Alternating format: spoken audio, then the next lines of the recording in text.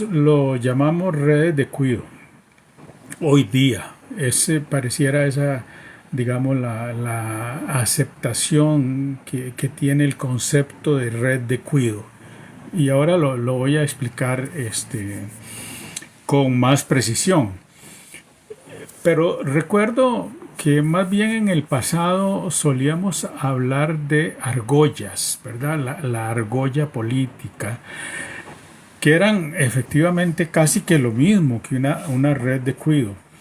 Solo que la red de cuido nos indica, es como más descriptiva, es más precisa y señala muchos de los objetivos.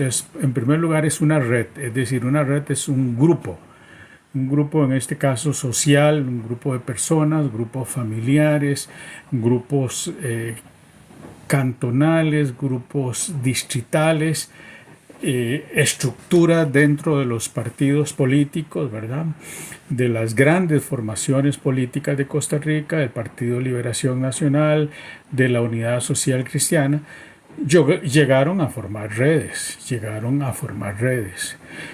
al punto que pudo en el pasado, y ustedes me dirán que no, pero yo sí les voy a demostrar casos concretos en donde un ministro de el Partido Unidad Social Cristiana, lo que sería hoy día el Partido Unidad Social Cristiana, que era en aquel entonces Unificación Nacional, el Partido Unificación Nacional, con que gana la presidencia José Joaquín Trejo Fernández, nombra como ministro de Hacienda a Barahona Estrever, un abogado. Y concluida la administración de don José Joaquín Trejo Fernández, economista por cierto de formación, resulta que Barahona Estrever es tomado como ministro en continuidad del Partido Liberación Nacional, al final siendo militante del Partido Liberación Nacional. Entonces han habido muchos casos. Digamos, el fenómeno del PAC, cuando Otón Solís en el 2004 por ahí empieza a hablar de un movimiento, ¿verdad? Era una red de cuidado de Liberación Nacional y de la Unidad Social Cristiana. Eso fue lo que fue el PAC. Pero ya antes lo había hecho Rodrigo Carazo Odio. Si ustedes se acuerdan muy bien del gabinete de Rodrigo Carazo, era una parte, digamos, de gente ex liberacionistas. El mismo Rodrigo Carazo había sido candidato las primarias, como se dice, en el Partido Liberación Nacional y las perdió. Entonces, efectivamente, digamos, ese maridaje entre Liberación Nacional y la Unidad Social Cristiana se fue fortaleciendo con el tiempo. Hasta convertirse en lo que fue esta última Asamblea Legislativa, en donde realmente ya ambas fracciones actúan dentro de la misma lógica partidaria. ¿Cuál es la lógica partidaria con que actúan en la actualidad? Es muy sencillo: no presentar proyectos de ley, obstruir la labor presidencial, proteger las redes de cuidado y mantener esas redes de cuidado tal y como lo hicieron en las elecciones municipales. ¿Cómo lo hicieron?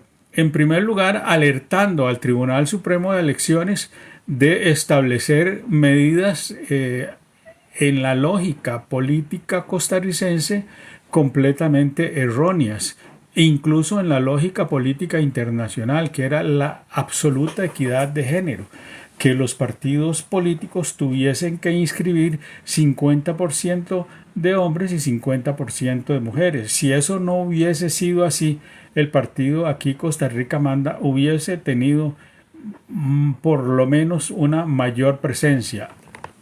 Y en eso tenemos que ser críticos. El Partido Unido Aquí Costa Rica Manda fue una estructura muy hecha muy chambonamente, vamos a decirlo, y hay que ser honestos en esto. Hubo luego otros partidos, el Partido Soberano, y el mismo partido que eligió al presidente, el Partido Progreso Social Democrático, fueron estructuras muy débiles para oponerse, digamos, a Liberación Nacional, que gana, digamos, las elecciones municipales, que gana con porcentajes cada vez menores, ¿verdad? Igual la Unidad Social Cristiana mantuvo el mismo número de alcaldes, ¿verdad? Pero de esas elecciones a hoy día, el deterioro que han tenido esos partidos políticos ha sido inmenso. Al punto que, y esto es una idea interesante, en los congresos, digamos, del Frente Amplio, en los congresos, sobre todo el último de Liberación Nacional, hace una semana, 10 días por ahí, lo que estuvo muy claro es que el objetivo básicamente es obstruir la labor gubernamental. No hay propuestas de cómo mejorar, digamos, Costa Rica. Y eso lo hemos visto en la Asamblea Legislativa. Efectivamente, el presidente de la bancada de Liberación Nacional desempolva un proyecto de ciudad gobierno de hace 40 años. Hubiese sido muchísimo mejor votar el proyecto en la Asamblea Legislativa para que hubiese el referéndum y que se pudiera construir la ciudad gobierno. En el pasado, la Unidad Social Cristiana y Liberación cogobernaron y eso fue fácil. Pero ellos nunca se habían enfrentado a un liderazgo de un presidente que por primera vez en la historia de Costa Rica, como podríamos decirlo popularmente, se amarra los pantalones. Porque eso es lo que ha hecho Rodrigo, digamos, amarrarse los pantalones. Y voy a ser honesto en esto también. Rodrigo Chávez como presidente no ha querido apoyarse directamente en el pueblo. Y eso yo se los puedo decir porque conozco bien la situación política, soy un estudioso de la política y de los aspectos psicosociales, digamos, de la política, y es evidente que creo que por alguna precaución solo ha hecho algunos anuncios del peligro, digamos, que estaría corriendo, digamos, en estos momentos, de cómo esas redes de cuidado se han, digamos, desesperado tanto que estarían dispuestas, digamos, tal y como lo anunció en la anterior conferencia conferencia de prensa donde estuvo el licenciado Juan Diego Castro. Es un golpe de estado técnico, pero ¿quién lo iba a dar si no es el Poder Judicial? Claro, a través del Poder Judicial y de esa estructura gigante que es el Poder Judicial, es quizás uno de los poderes, digamos, del Estado más fuerte, más organizado, y que funciona mucho mejor como una red de cuidado. Esa es una red de cuidado que ponen ahí los partidos de oposición, los magistrados. Hay 22 magistrados propietarios y 37 magistrados suplentes. Esos son, digamos, parte de esa red de cuidado y de una estructura compleja de ese ministerio. Cuando el fiscal, y eso llama muchísimo la atención, dice que él no tiene que ver con el tema de la seguridad, por Dios que demuestra una ignorancia pasmosa. Por supuesto, ustedes pueden revisar en la Constitución Política de Costa Rica y en la misma estructura del Poder Judicial. Entonces, ¿qué hace ahí el organismo de investigaciones judiciales si no es un cuerpo policial? Y hay una policía que se llama la Policía Penitenciaria Y se los digo porque mi hermano fue director de la Reforma y otro hermano mío trabajaba en San Sebastián como policía judicial. Entonces hay seguridad desde el poder judicial. ¿Cómo va a decir un fiscal general que él no tiene que ver con la seguridad de este país? Él, institucionalidad como un todo, ¿verdad? Él y el Poder Judicial tienen que ver con la seguridad. Pero no, él respondió, sí, efectivamente, ustedes los diputados hacen las leyes y nosotros, y voy a reducir ahí la expresión, nosotros las hacemos cumplir. No, no señor, no es así. Está muy equivocado. Demuestra, vamos a ver, un acomodo a la entrevista y al cuestionamiento que le están haciendo los diputados, ¿verdad? Eso fue lo que contestó en su llamado, más o menos puesto, digamos, en términos que podamos facilitar la comunicación. Creo que se acomodó muy sutilmente a responder lo que los diputados querían, es decir, esconder esa red de cuidado. Pero este país es pequeño, el mundo de nuestro país es tan pequeño que hay un grupo de fiscales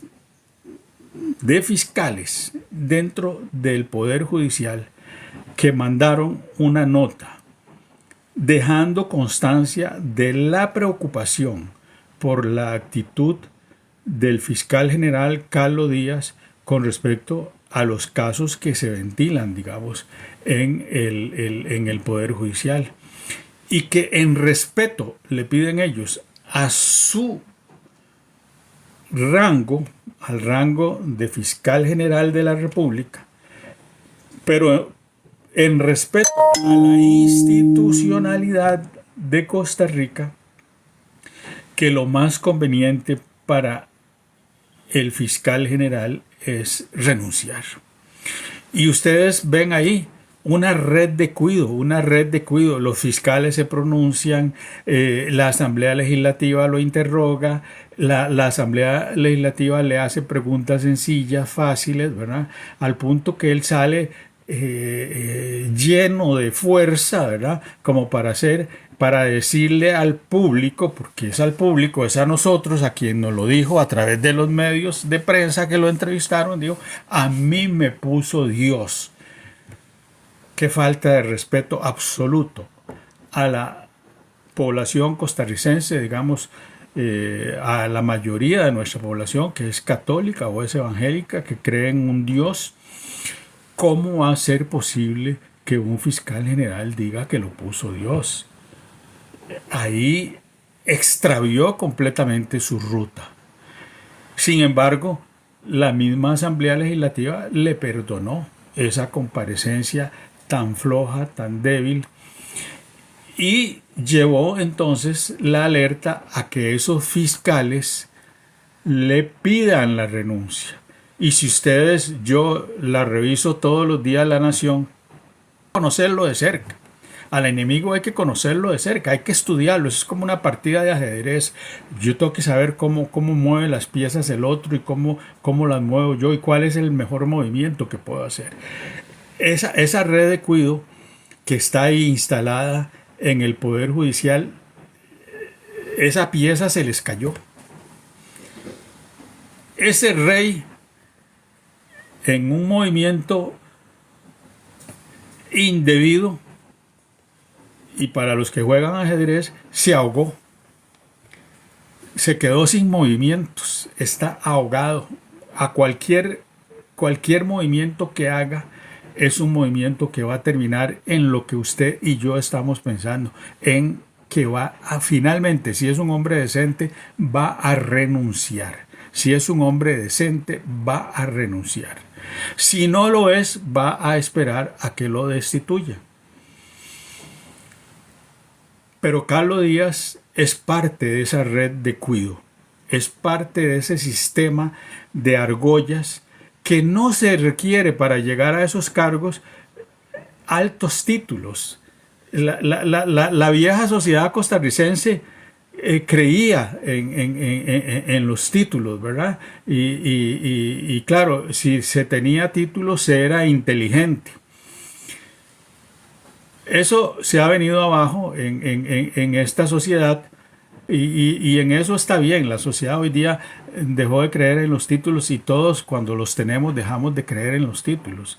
Los títulos antes uno los ponía en la pared, ahora los ponen, por ahí anda un folder mío lleno de diplomas, de cosas que usted va acaparando en la vida académica. Y entonces esa vieja oligarquía fomentó esa estructura paralela en, en la Universidad de Costa Rica y en la Universidad Nacional. Ahí tenían, digamos, sus apoyos y sus cuadros intelectuales, de ahí salían. Yo se los he dicho, no ha habido un solo rector de la Universidad de Costa Rica que no sea liberacionista o que no haya estado vinculado a uno de esos dos partidos. Todos han pasado por ahí, todos han sido profesores mayoritariamente, por cierto, algunos muy malos profesores, incluso siendo presidentes. Yo ahí puedo salvar a Rodrigo Carazo, que les puedo decir que era un buen profesor, nos daba historia económica, él era un economista, la materia para él era relativamente sencilla. Pero bueno, eso nos lleva, digamos, a ver que esas redes de cuidado tenemos que darles, digamos, un seguimiento.